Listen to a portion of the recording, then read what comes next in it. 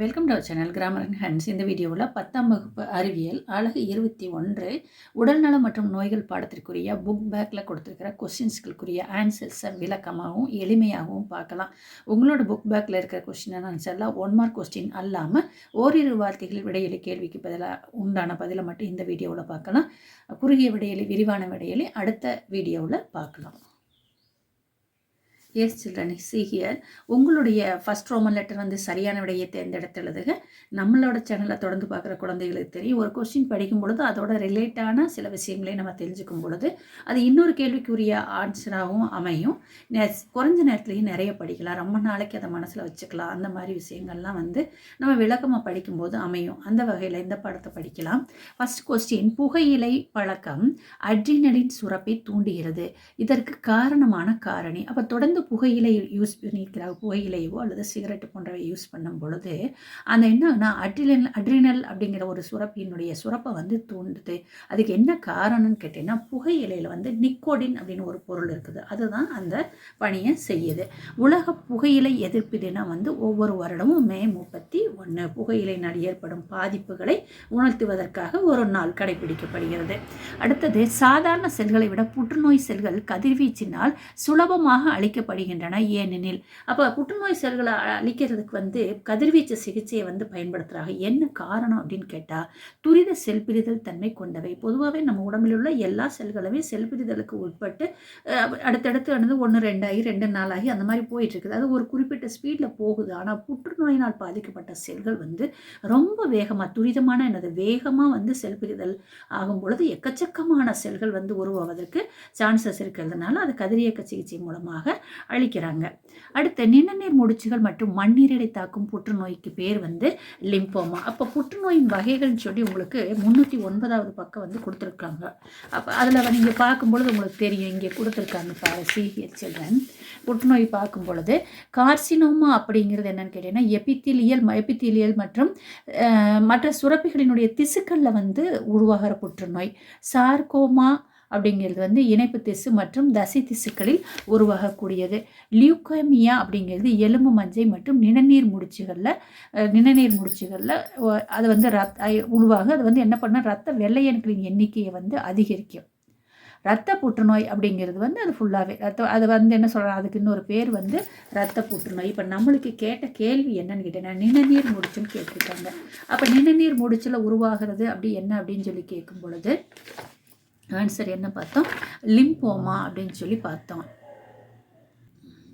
Leukaemia அப்படிங்கிறது வந்து எலும்பு மஜ்ஜையிலையும் நிணநீர் முடிச்சுகளையும் கேட்டிருக்காங்க. இங்கே நம்மளுக்கு கேட்டது வந்து நிணநீர் முடிச்சுகள் மற்றும் மண்ணீரலை தாக்கக்கூடிய புற்றுநோய்க்கு பேர் வந்து லிம்போமான்னு சொல்லி பேர். அளவுக்கு மிஞ்சிய மது பழக்கத்தினால் உருவாவது. தொடர்ந்து மது குடிக்கிறவங்களுக்கு வந்து கல்லீரல் சிதைந்து கல்லீரல் நோய் ஏற்படும். இதய அடைப்பு ஏற்பட காரணம், இதய குழலில் வந்து அந்த இதய அடைப்பு ஏற்படுனா இதய தசைகளுக்கு போதிய அளவு ரத்தம் செல்லாமே. அப்போ அந்த தசைகள் இதய குழிகளுடைய போதிய அளவு ரத்தம் செல்லாத அளவுக்கு சூழ்நிலை வரும்பொழுது அது என்ன ஆகுன்னா இதய நோய் ஏற்படுகிறது. எபித்தீலியல் செல்லில் புற்றுநோய் உருவாகுவதற்கு டேஸ் என்று பேர். இது முன்னாடி பார்த்தோம், எபித்தீலியல் செல்லில் உருவாவதற்கு பேர் கார்சினோமா. அடுத்து, மெட்டாஸ்டாசிஸ் என்பது இதனுடன் தொடர்பு வீரியமிக்க கட்டி. அதுக்கு இன்னொரு பேர் என்னென்னா மாலிக்னன்ட்னு சொல்லி பேர். அப்போ இந்த புற்றுநோய் செல்கள் பெருகி ஒரு கட்டி உருவாகுது, பாதிப்புள்ள ஒரு கட்டி. அதுக்கு பேர் வந்து என்னது, மெட்டாஸ்டிசிஸ் அப்படின்னு சொல்லி பேர். அடுத்தது, பாலிபேஜியா அப்படிங்கிறது எது காணப்படுகிறதுன்னு சொன்னால் வந்து டயபெட்டிஸ் மெல்லிட்டஸ்ங்கிறது வந்து ஒரு விதமான நீரிழிவு நோய். அந்த நீரிழிவு நோயில் வந்து பாலிபேஜியாங்கிறது எதோட தொடர்புடையது அப்படின்னு கேட்டோம்னா, எதோட தொடர்புடையதுன்னா வந்து நீரிழிவு நோயோட தொடர்புடையது. அப்போ இங்கே உங்களுக்கு கொடுத்துருக்குறாங்க இன்சுலின் அல்லது நீரிழிவு நோய் சொல்லிட்டு, அந்த நீரிழிவு நோயினுடைய அறிகுறிகளில் தான் ஒன்று பாலிபேஜியா. அப்போ பாலிபேஜியாங்கிறது நீரிழிவோட தொடர்புடையதுன்னு நம்ம படிச்சிட்டோம். அப்படின்னா என்னன்னு தெரிஞ்சுக்கலாம்னா, அதிகப்படியான குளுக்கோஸ் சிறுநீரில் வெளியேறுவதன் காரணமாக ஏற்படும் அதிகப்படியான பசி. இப்போ பாலிபேஜியாங்கிறது வந்து யூரினில் வந்து உடம்புக்கு தேவையான அந்த குளுக்கோஸும் சேர்ந்து அதிகமாக வெளியேறி விடுகிறது. அதனால் என்ன ஆகுது, அதிகமாக பசி எடுக்குது. அந்த ஒரு நிலை தான் வந்து பாலிபேஜியா. அடுத்து, உங்களுடைய 10வது கொஸ்டின் சில்ட்ரன், மது அருந்தியவுடன் உடலை முதலில் பாதிக்கும் பகுதி மைய நரம்பு மண்டலம். அப்போ மைய நரம்பு மண்டலம் தான் உடலினுடைய அந்த ஸ்டெடினஸை கட்டுப்பாட்டை வந்து வச்சிருக்குது. அப்போ அது பாதிக்கிறதுனால தான் அந்த மது அருந்தியவர்கள் கொஞ்சம் தள்ளாடுறாங்க நடக்கிறதுக்கெல்லாம். கீழே இது வந்து நான் உங்களுக்கு சைடில் டைட்டில் போடுற எழுதுனது வந்து உங்களுக்கு புரியல தெரியலன்னு சொல்லும் பொழுது சப்டைட்டில் மாதிரி இடையில போட்டுக்கிறேன், நான் கவனிங்க. எய்ட்ஸ் என்பது ஒரு கொள்ளை நோயாகும் கேட்டிருக்காக ப்ராக்கெட்டில் எபிடமிக். அப்போ நீங்கள் எப்படி எழுதுனா தவறுன்னு எழுதிட்டு தவறுனா திருத்தி எழுதணும் இல்லையா? அப்போ நீங்கள் எப்படி எழுதுனா எய்ட்ஸ் என்பது ஒரு தொற்று நோய் அல்லது பேண்டமிக் ஆகும்னு சொல்லணும். அப்போ கொள்ளை நோய் அப்படின்னா என்னென்னா ஒரு குறிப்பிட்ட ஏரியாவில் ஏதாவது ஒரு காரணத்தின் காரணமாக ஒரு நீரில் வந்து ஏதாவது கிருமி கலந்துருக்கலாம், ஏதாவது ஒரு காரணமாக ஒரு குறிப்பிட்ட ஏரியாவில் பரவக்கூடிய நோயை வந்து கொள்ளை நோயின்னு சொல்லுவோம். அப்போ தொற்று நோய்னா வந்து ஒருத்தர்கிட்டருந்து இன்னொருத்தருக்கு வந்து ஒரு தொற்றக்கூடிய நோய்க்கு பேர் தான் வந்து தொற்று நோய். அப்போ எய்ட்ஸ் அப்படிங்கிறது என்னன்னு கேட்டிங்கன்னா தொற்று நோய். தொற்று நோய்க்கு வந்து பேண்டமிக்கின் பேர், கொள்ளை நோய்க்கு வந்து எபிடமிக்கின் பேர். புற்றுநோய் உருவாக்கும் ஜீன்களுக்கு ஆன்கோஜீன்கள் என்று பெயர். சரின்னா நம்ம சரின்னு மட்டும் எழுதிடுவோம்.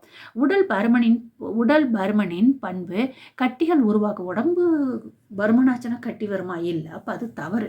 அப்போ நீங்கள் அந்த உடல் பருமனின்கிறது போல புற்றுநோயின் பண்பு கட்டிகள் உருவாக்குவது ஆகும் சொல்லி எழுதணும்.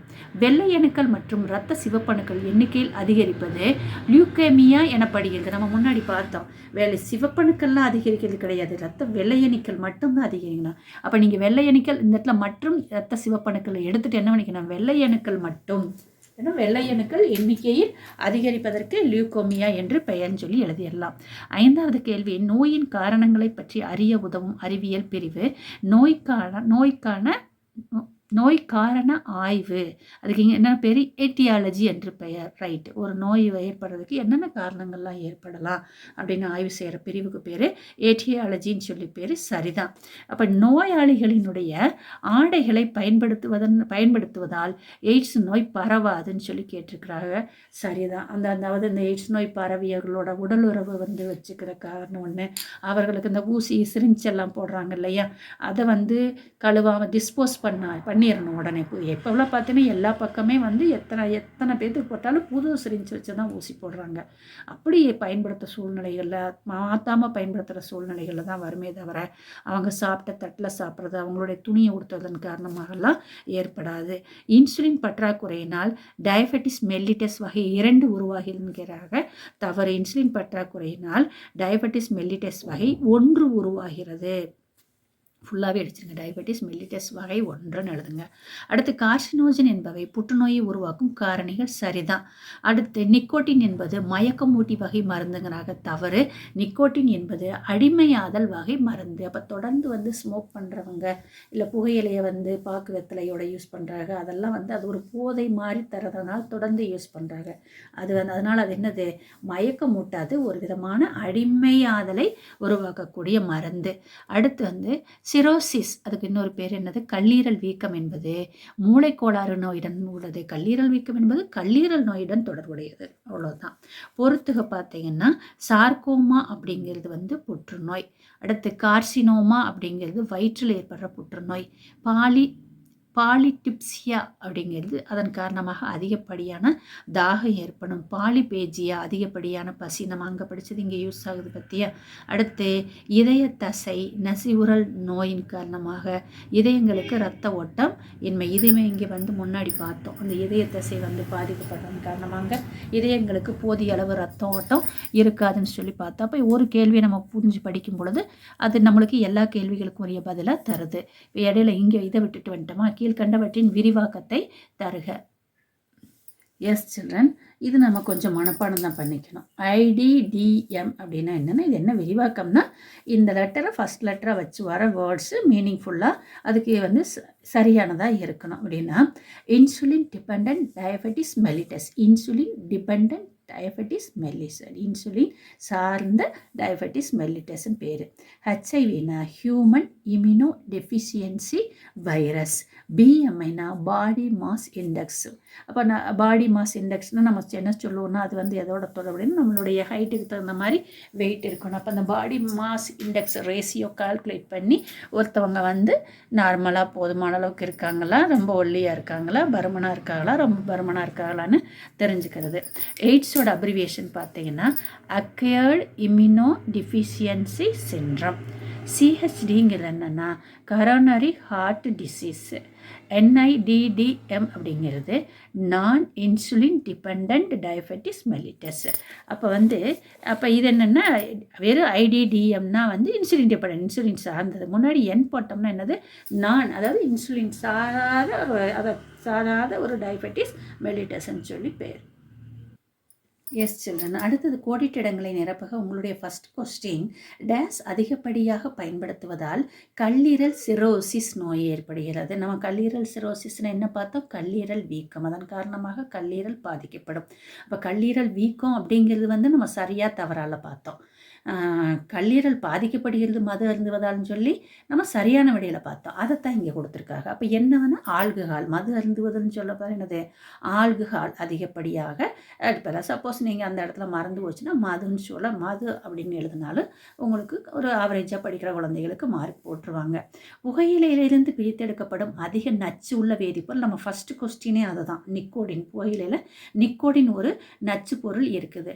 மூன்றாவது கேள்வி, இரத்த புற்றுநோய்க்கு என்ன பேர்?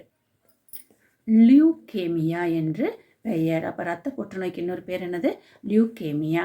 சில வகையான மருந்துகளை தொடர்ந்து பயன்படுத்தினால் உண்டாகும் அதன் குறைவான பதில் விளைவு டேஸ் எனப்படும். அது மருந்து சகிப்புத்தன்மை. அப்போ என்ன சொல்கிறாங்கன்னா, சில மருந்துகளை நம்ம தொடர்ந்து எடுத்துக்கிட்டே இருக்கும் பொழுது அதனுடைய பதில் விளைவுனா என்ன சொல்லுவாங்கன்னா, பொதுவாக தொடர்ந்து தலைவலியே இருக்குன்னா எடுத்தோன்னே தலைவலி டேப்லெட் போட்டுக்கிட்டே இருந்தால் ஒரு கட்டத்தில் அந்த டேப்லெட் போட்டாலும் கேட்காது. அப்போ அந்த ஒரு சூழ்நிலைக்கு என்ன பேருன்னு கேட்டிங்கன்னா மருந்து சகிப்புத்தன்மைன்னு சொல்லி பேர். இன்சுலின் ஏற்றுக்கொள்ளாமை என்பது வகை 2. நம்ம சொன்னோம் இல்லையா, வகை 1 வகை 2. இல்லை இன்சுலின் ஏற்றுக்கொள்ளாமை அப்படிங்கிறது என்னென்னா வகை 2 நீரிழிவு நோய்க்கு சமம். ஒப்புமைப்படி பார்க்கும் பொழுது தொற்று நோய் அப்படிங்கிறது தொற்று நோய் எய்ட்ஸ், அதாவது முறையற்ற ஒரு தொடர்புன்னு சொல்லும் பொழுது உங்களுக்கு எய்ட்ஸ் தொற்று நோயாக இருக்குது. அப்போ தொற்றா நோய்ங்கிறது புற்றுநோய். புற்றுநோய்ங்கிறது அவங்கவங்க உடம்புல ஏற்படக்கூடிய மாற்றங்கள்னால ஏற்படுகிறது. அடுத்து ஹீமோதெரப்பி வேதிப்பொருள்களை பயன்படுத்தி கொடுக்குறாங்க. கதிர்வீச்சு சிகிச்சை அல்லது கதிர்வீச்சுங்கிறது கதிர்வீச்சை பயன்படுத்தி கொடுக்கறது. உயர் இரத்த அழுத்தத்துக்கு பேர் ஹைப்பர் கொலஸ்ட்ரோலோமியா. இதே கிளைக்கோசூரியா அப்படிங்கிறது ஹைப்பர் கிளைசீமியா பொறுத்து பண்ணுறது. அடுத்து ஓரிரு வாக்கியத்தில் விளையாடி சின்ன கேள்விங்கனால இதோட சேர்ந்து பார்த்தரலாம். மனோவியல் மருந்துகள் என்றால் என்ன? இதற்குரிய பதில் 302வது பக்கம் இருக்குது. இங்கே இருக்க சில்ட்ரன் புக்கில் எழுதும்பொழுது ஸ்லைட்டாக சேஞ்ச் பண்ணுற மாதிரி வரும். அப்போ மூளையின் மீது செயல்பட்டு அவற்றின் செயல்பாடுகளான நடத்தை, உணர்வறி நிலை, சிந்திக்கும் திறன், அறிநிலை ஆகியவற்றை மாற்றி அமைக்கின்றன இருக்குல்லையா, நீங்கள் மாற்றி அமைக்கும் மருந்துகள் மனோவியல் மருந்துகள் எனப்படும். அப்போ எந்த மருந்தெல்லாம் மூளையின் மீது செயல்பட்டு மூளைக்கு அது செயல்பட்டு எடுத்து செல்லப்பட்டு அதனுடைய செயல்பாடுகள், மூளை தான் இந்த நடத்தை, உணர்வறி நிலை, சிந்திக்கும் திறன், அறிநிலை இதையெல்லாம் கட்டுப்படுத்துறது. அப்போ அந்த செயல்பாடுகளை மாற்றி அமைக்கக்கூடிய மருந்துகளைத்தான் என்ன சொல்கிறோன்னா மனோவியல் மருந்துகள்னு சொல்லி சொல்கிறோம். 2வது கேள்வி, உங்களோட செகண்ட் கொஸ்டின், புகைப்பதால் வரும் நோய்களை குறிப்பிடுக. 303வது பக்கம். எஸ் சில்ட்ரன், உங்களுக்கு குறிச்சிட்டு ரோமன் லெட்டர் 7ல் செகண்ட் முடிச்சுட்டு அண்டர்லைன்டு ஒன்று இல்லைன்னா அடிக்கோடிட்டதை மட்டும் பாயிண்ட்டாக எழுதுங்க, சரியா?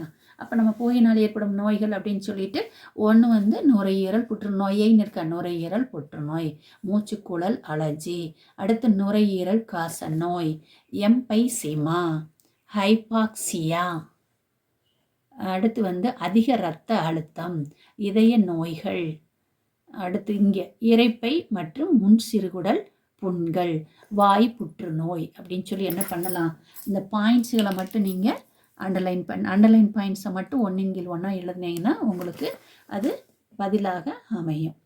இதில் ஒன்று தெரிஞ்சுக்கலாம், எம்பைசீமானா என்ன சொல்கிறாங்க பாருங்கள். நுரையீரலினுடைய மூச்சு சிற்றறைகளில் ஏற்படும் வீக்கம் வாயு பரிமாற்றத்தின் மேற்பரப்பை குறைத்து எம்பைசீமா என்னும். அப்போ நுரையீரல் போகும்பொழுது நம்ம பார்த்துருக்கோம், தொண்டையிலேருந்து நுரையீரல் போய் கிளைகளாக பிரிஞ்சு அது இன்னும் சின்ன சின்ன கிளைகளாக பிரிஞ்சு இந்த மாதிரி இருக்கும். அப்போ இந்த சின்ன சின்ன அறைகள் காற்று சிற்றறைகளில் வீக்கம் ஏற்படும் பொழுது அது என்ன ஆகுதுன்னா, நம்ம மூச்சு இழுக்கும்போது அந்த உள்ள வரைக்கும் அந்த காற்று போகாது, எடுத்துக்கிற காற்றினுடைய மேற்பரப்பை குறைச்சிக்கிது, அதுக்குள்ளே காற்று போகாது. அதன் காரணமாக ஏற்படக்கூடிய ஒரு நிலை தான் எம்பைசீமா. நெக்ஸ்ட் உங்களோட 3rd கொஸ்டின்மா, உடல் பருமனுக்கு காரணமான காரணிகள். 307வது பக்கம். இது அதே மாதிரி நீங்கள் உடல் பருமனுக்கு காரணமான காரணிகள் தலைப்பு கொடுத்துட்டு சமுதாயம், நடத்தை, உளவியல், வளர்சிதை மாற்றம் மற்றும் செல் காரணிகளின் தாக்கம். ஒன்று கீழே எப்படி எழுதுறீங்க? சமுதாயம், நடத்தை, உளவியல், வளர்சிதை மாற்றம், செல் காரணிகளின் தாக்கம் சொல்லி பாயிண்ட்ஸ் எழுதுனீங்கன்னா இதுக்குரிய பதில் கிடைச்சிரும். அடுத்த கேள்விடா, வயது முதிர்ந்தோர் நீரிழிவு நோய் என்றால் என்ன? 313 மேலே எழுதி காமிச்சிட்டீங்க. வகை 2 இன்சுலின் சாராத நீரிழிவு நோய் தான் வயதானோரின் நீரிழிவு நோய் என்று அழைக்கப்படுகிறது. அப்போ வகை 2க்கு பேர் நம்ம ஏற்கனவே முன்னாடி பார்த்தோம் இல்லையா? வகை 1 வகை 2. வகை 2 தான் நான் இன்சுலின் டிபெண்டன்ட் டயபெட்டிஸ் மெலிட்டஸ் இருக்குது இல்லையா? அது வகை 2. அப்போ இன்சுலின் சாராத ஒரு நீரிழிவு நோய்க்கு பேர் தான் இன்னொரு பேர் என்ன சொல்கிறாங்க? வயதின் காரணமாக ஏற்படக்கூடிய நீரிழிவு நோய். அதனால் அதை வயதானோரின் நீரிழிவு நோயின்னு சொல்லி சொல்கிறாங்க. நெக்ஸ்ட் ஒன் சில்ட்ரன், மெட்டாஸ்டாசிஸ் என்றால் என்ன? 309 பக்கம். 309 புற்று செல்கள் உடலின் தொலைவில் உள்ள பாகங்களுக்கு இடம்பெயர்ந்து புதிய திசுக்களை அளிக்கின்றன. இந்நிகழ்வு மெட்டாஸ்டாசிஸ் என்று அழைக்கப்படுகிறது. அப்போ கட்டுப்பாடு இல்லாமல் அபரிவிதமான செல் பிரிதல் நடந்து நிறைய புற்று செல்கள் உருவாகுது. அந்த புற்று செல்கள் என்ன பண்ணுதுன்னு கேட்டீங்கன்னா, கொஞ்சம் உடலில் மற்ற பாகங்களுக்கு இடம் பெயர்ந்து அங்கே இருக்கிற புதிய நல்ல திசுக்கள்லாம் இருக்கு இல்லையா, அதையெல்லாம் அழிச்சிருது. அந்த ஒரு நிலைக்கு பேர் தான் மெட்டாஸ்டாசிஸ்ன்னு சொல்லி பேர். ரோமன் லெட்டர் 7ல் லாஸ்ட் கொஸ்டின் சில்ட்ரன், இன்சுலின் குறைபாடு எவ்வாறு ஏற்படுகிறது? 305வது பக்கம். எஸ் சில்ட்ரன், கணையத்தில் உள்ள பீட்டா செல்கள் அழிவதன் காரணமாக ஏற்படுகிறது. மொட்டையாக இருக்குது இல்லையா? ஆனால் நீங்கள் முன்னாடி என்ன பண்ணிக்கலாம்? இன்சுலின் குறைபாடு அப்படின்னு ஒரு பாயிண்ட் சேர்த்துக்கிங்க. இன்சுலின் குறைபாடானது கணையத்தில் உள்ள பீட்டா செல்கள் அழிவதன் காரணமாக ஏற்படுகிறது. அப்போ இது டீட்டெயிலாக போனீங்கன்னா, கணையங்கிறது ஒரு சுரப்பி. அதில் ஆல்ஃபா செல்கள், பீட்டா செல்கள்னு 2 விதமான செல்கள் இருக்கிறது. அதில் அந்த பீட்டா செல்கள் தான் உடலினுடைய இன்சுலின் சுரப்பை கட்டுப்பாட்டில் வச்சிருக்குது. அந்த இன்சுலின் செல்கள் அந்த பீட்டா செல்கள் அழிஞ்சிருச்சுன்னு சொல்லி சொல்லும் பொழுது அதனால் என்ன ஆகுது? இன்சுலின் சுரப்பும் பாதிக்கப்படுகிறது. இந்த பாடத்தில் ரோமன் லெட்டர் 8 குறுகிய விடையளி, அதில் ஒரு 5 கொஸ்டின்ஸ் அண்ட் டீட்டெயில் கொஸ்டின்ஸ் ஒரு 2 கொஸ்டின்ஸ் இருக்குது. இதுக்குரிய விளக்கங்களை அடுத்த வீடியோவில் பார்க்கலாம். தேங்க்யூ.